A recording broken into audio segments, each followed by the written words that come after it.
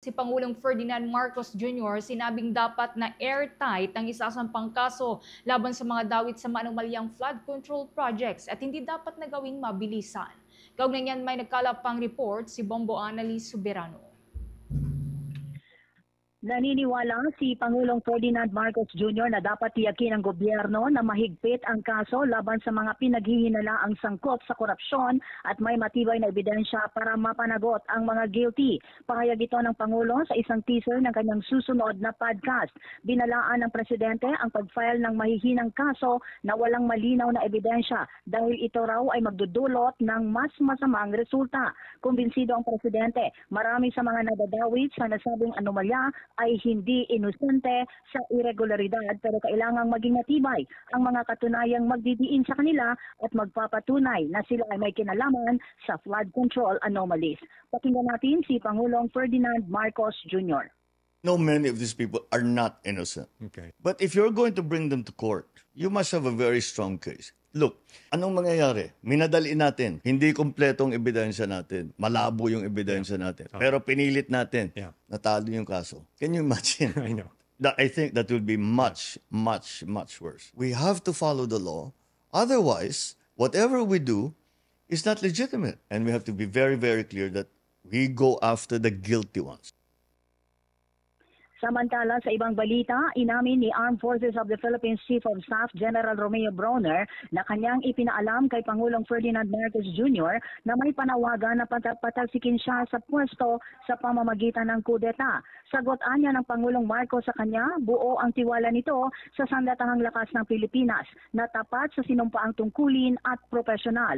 Kinumpirma din ni Brawner na ilang mga retired AFP generals at officials ang nananawagan at nagre-recruit para bawiin ng militar ang suporta nito kay Pangulong Marcos.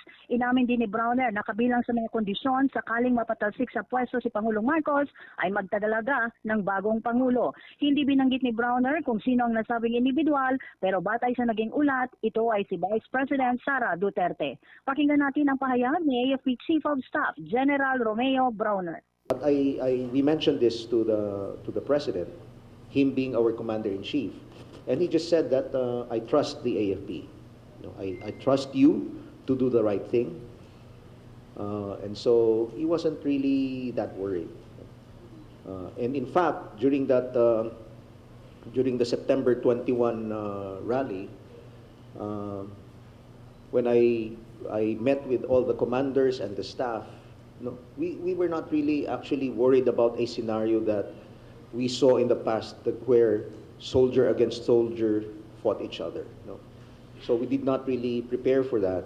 In fact, we were focusing on protecting the rallyists, the protesters, because there were information that some sectors, some people might come in and harm the rallyists to make it appear that there's really total chaos in the country. Mabuti na lang po walang nangyari. Nothing of that sort happened. Pagtiyak naman ni General Brawner na sa ilalim ng kanyang pamumuno, hindi niya papayagan ang anumang destabilisasyon.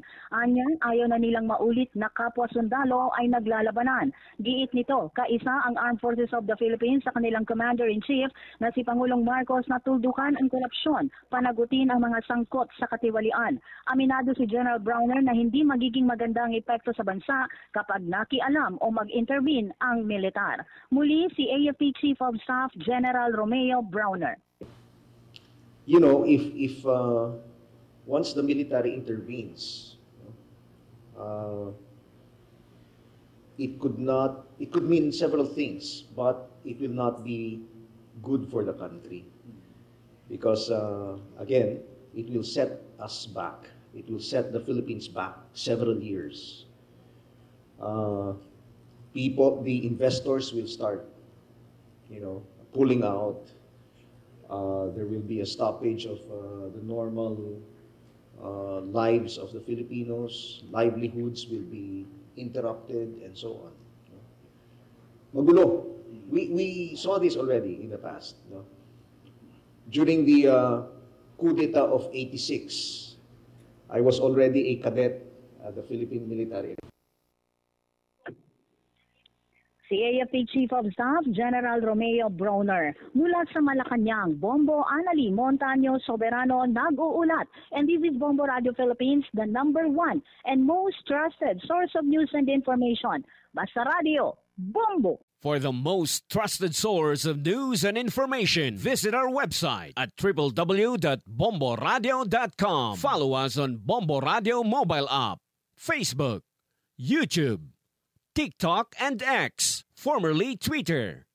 Like, share, and stay connected. Anytime, anywhere.